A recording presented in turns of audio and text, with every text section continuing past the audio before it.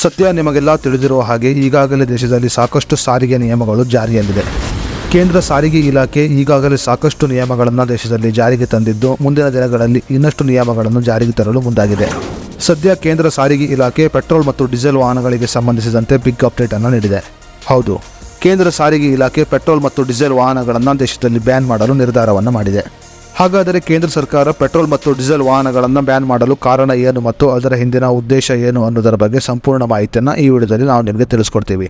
ಅದಕ್ಕೂ ಮುನ್ನ ನೀವಿನ್ನು news one Kannada YouTube channel subscribe ಮಾಡಿಲ್ಲ ಅಂದರೆ ಈಗಲೇ ಸಬ್ಸ್ಕ್ರೈಬ್ ಮಾಡಿ ಮತ್ತು ಪಕ್ಕದಲ್ಲಿರೋ ಬೆಲ್ ಐಕಾನ್ ಕ್ಲಿಕ್ ಮಾಡಿ ಹಾಗೂ ವಿಡಿಯೋವನ್ನು ಸ್ಕಿಪ್ ಮಾಡದೆ ನೋಡಿ. ದೇಶದಲ್ಲಿ ಪೆಟ್ರೋಲ್ ಮತ್ತು ಡೀಸೆಲ್ ವಾಹನಗಳ ಕಾರಣ ವಾತಾವರಣ ಹಾಳಾಗುತ್ತಿದ್ದು ವಾಯುಮಾಲಿನ್ಯ ಹೆಚ್ಚಾಗುತ್ತಿದೆ. ಮುಂದಿನ 10 ವರ್ಷದಲ್ಲಿ ಭಾರತದಲ್ಲಿ ಸಂಪೂರ್ಣವಾಗಿ ಪೆಟ್ರೋಲ್ ಮತ್ತು ಡೀಸೆಲ್ ವಾಹನಗಳು ಬ್ಯಾನ್ ಆಗಲಿದೆ ಎಂದು ಕೇಂದ್ರ ಸಾರಿಗೆ ಸಚಿವರಾದ ನಿತಿನ್ ಗಡ್ಕರಿ ಅವರು ಹೇಳಿದ್ದಾರೆ. ಈ ಕಾರಣಗಳಿಂದ ಕೇಂದ್ರ ಸರ್ಕಾರ ಹೆಚ್ಚು ಎಲೆಕ್ಟ್ರಿಕ್ ವಾಹನಗಳನ್ನು ಉತ್ಪಾದನೆ ಮಾಡುತ್ತಿದ್ದು, ಮುಂದಿನ ದಿನಗಳಲ್ಲಿ ಪೆಟ್ರೋಲ್ ಮತ್ತು ಡೀಸೆಲ್ ವಾಹನಗಳನ್ನು ಬ್ಯಾನ್ ಮಾಡಲು ತೀರ್ಮಾನವನ್ನು ಮಾಡಿದೆ.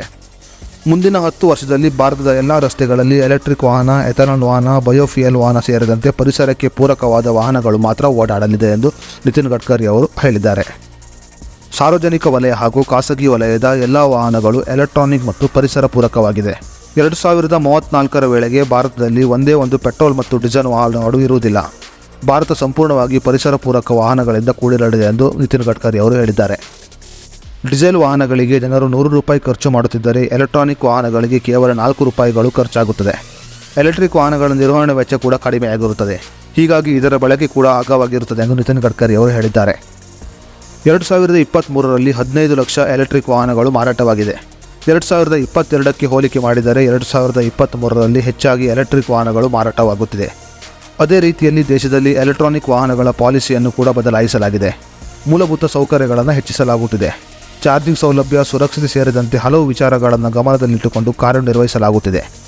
ಈ ಎಲ್ಲ ಕಾರಣಗಳಿಂದ ಭಾರತದಲ್ಲಿ ಶೀಘ್ರ ಹೊಸ ಇತಿಹಾಸ ಸೃಷ್ಟಿಯಾಗಲಿದೆ ಎಂದು ನಿತಿನ್ ಗಡ್ಕರಿ ಅವರು ಹೇಳಿದ್ದಾರೆ. 2034ರ ವೇಳೆಗೆ ಭಾರತದಲ್ಲಿ ಒಂದು ಕೂಡ ಡೀಸೆಲ್ ವಾಹನ ಮತ್ತು ಪೆಟ್ರೋಲ್ ವಾಹನಗಳು ಇರುವುದಿಲ್ಲ. ಸಂಪೂರ್ಣ ಭಾರತ ಎಲೆಕ್ಟ್ರಾನಿಕ್ ವಾಹನಗಳಿಂದ ಕೂಡಿರಲಿದೆ.